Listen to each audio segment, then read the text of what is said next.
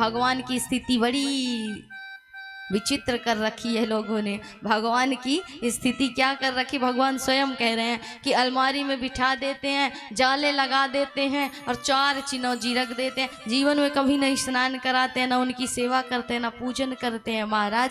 सिर्फ अपने स्वार्थ के वशीभूत हो करके अपनी कामनाओं की इच्छा के लिए जब जीव को आवश्यकता होती है तो भगवान के मंदिर चला जाता है, भगवान की पूजा करता है। और जब इच्छाएं कामनाएं शांत हो जाती हैं, वो चीज़ मिल जाती है, तो उसी ईश्वर को भूल जाते हैं। इसलिए ये संबंध नहीं बनाना है। बोले पूजा करिए ना करिए, लेकिन सेवा अवश्य करिए, दोनों में अंतर है। पूजा करते हैं कामनाओं के लिए, इच्छाओं की पूर्ति के लिए। हम भगवान को क्या कहेंगे, भगवान हमारी नौकरी लगवा दो, 10 किलो लड्डू चढ़ाएंगे। ये क्या हुआ, घूस देना हुआ ना भगवान को, लोभ से हुआ। लोभ के वशीभूत होकर के हम पूजा करते हैं। लेकिन सेवा में ये भाव नहीं है। यशोदा मैया कन्हैया से प्रेम करती हैं, क्या कन्हैया से कुछ चाहती है मैया?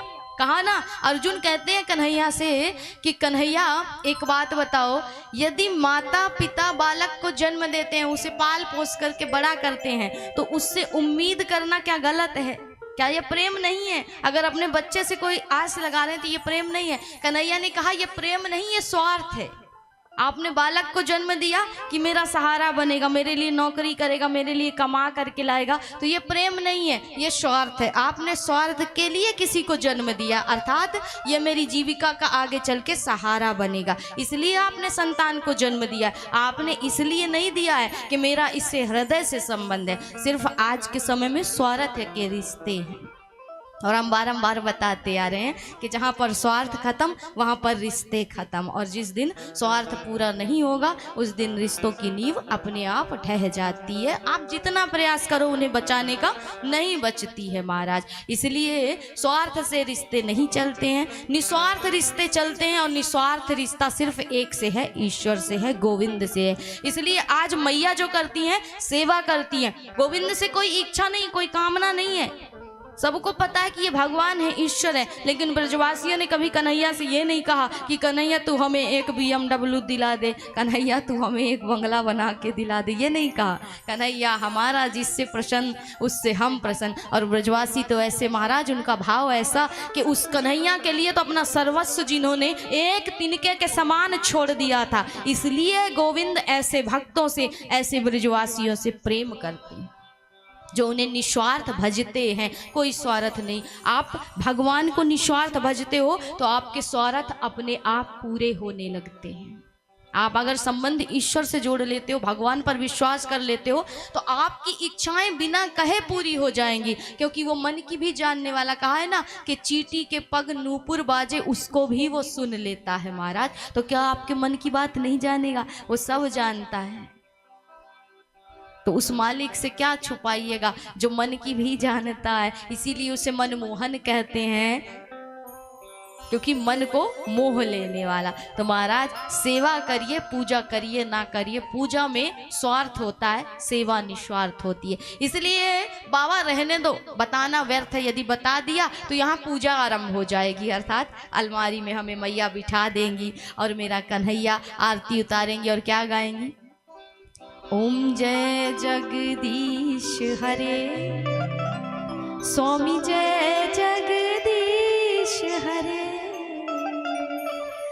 भक्त जनों के संकट, दास जनों के संकट क्षण में दूर करे, ओम जय जगदीश हरे।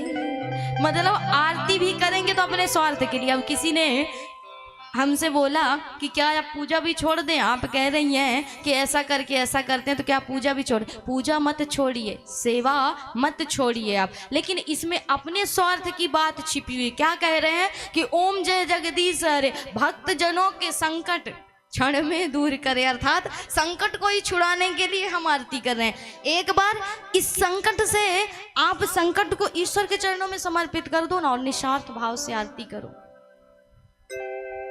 मन को साफ करके, मन को पवित्र करके एक बार निस्वार्थ भाव से करके देखो। संबंध जोड़ने में भी आनंद आएगा और वो निभाएगा भी जीवन भर। क्योंकि कहा है संसार के संबंध धोखे वाले हैं, लेकिन उससे निभाओगे तो जीवन में जितने धोखे खाए हैं उनसे मुक्ति मिल जाएगी और सदैव के लिए मन को शांति मिल जाएगी। इसलिए इस मन को शांति देना चाहते हैं तो एक ही माध्यम है, भगवान का नाम सुमिरन और भगवान पर पूर्ण श्रद्धा, पूर्ण विश्वास, पूर्ण समर्पण। ईश्वर जो करेगा, जैसा करेगा मेरे भले के लिए करेगा। कहते हैं ना कि हम अक्सर दुखी रहते हैं किस चीज़ के लिए, कि मेरे बगल वाले को ज़्यादा मिला, मुझे कम मिला। ये ज़्यादा दुख का कारण है। आजकल लोग अपनी दुखों से दुखी नहीं, दूसरे के सुखों से दुखी है। बस समस्या यहीं पर है। इसलिए कहा जाता है कभी आप अपने से ऊंचे वाले को देख करके जिंदगी को ना जिए, आप कभी अपने से नीचे वाले को देख करके जिंदगी को जिए, तो आप जिंदगी के सही अर्थ को समझ जाएंगे कि कम से कम मेरे पास तो 2 रोटी है, इसके पास तो रोटी भी नहीं है महाराज, इसके पास तो 2 समय की रोटी भी नहीं है। मुझे तो ईश्वर ने इतना दिया है। एक मंदिर के सामने एक बालक बैठा था, एक सामने बोर्ड लगा करके रखा था कि मैं अंधा हूँ, देख नहीं सकता, मेरी सहायता करें। तो एक सज्जन पुरुष वहाँ से गुजर रहे, सेठ थे, साहूकार थे, उन्होंने उस बोर्ड को उठाया और उसमें कुछ और ही लिख दिया। अब जब उसमें कुछ और ही लिखा तो जिस बालक की ओर कोई देखता भी नहीं था, आज तो उसकी कटोरी पूरे धन से भर गई महाराज। जो भी आता वही उसको धन देता। तो सायंकालीन जब उस व्यक्ति ने आकर के, उस सज्जन व्यक्ति ने आकर के फिर से देखा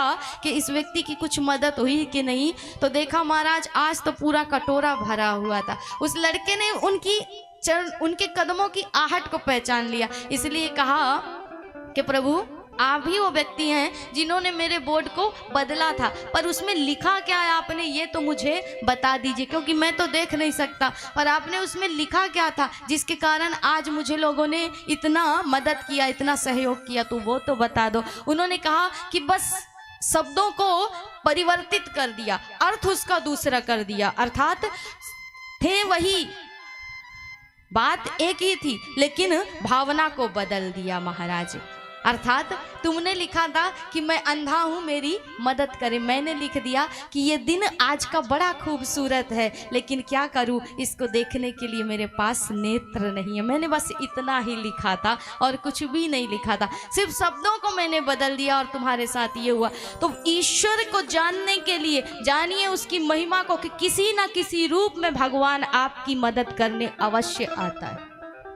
आज उस बालक के लिए शायद वो सज्जन वही भगवान बन करके आए थे, उस व्यक्ति के रूप में उन्होंने उसकी मदद कर दी। तो ईश्वर पर जब आप विश्वास करते हैं, भगवान किसी न किसी रूप में आपकी सहायता जरूर करते हैं, क्योंकि वो जगत के माता पिता हैं। आप सांसारिक माता पिता हो, अपनी संतान पर जरा सा कष्ट आए तो आपको दुख होती है, लगता है किस प्रकार उसके संकट को दूर करूं। भगवान जगत के माता पिता हैं, सबकी समस्या को हरने वाले हैं। इसलिए ईश्वर पर पूर्ण विश्वास और भगवान को भगवान नहीं अपना संबंध ही मान करके उनकी सेवा करिए, जिस प्रकार ब्रजवासी करते हैं। तो एक संबंध जुड़ जाएगा, और जब संबंध जुड़ेगा तो फिर पूजा नहीं होगी, सेवा होगी, कोई कामना इच्छाएं नहीं रह जाएंगी।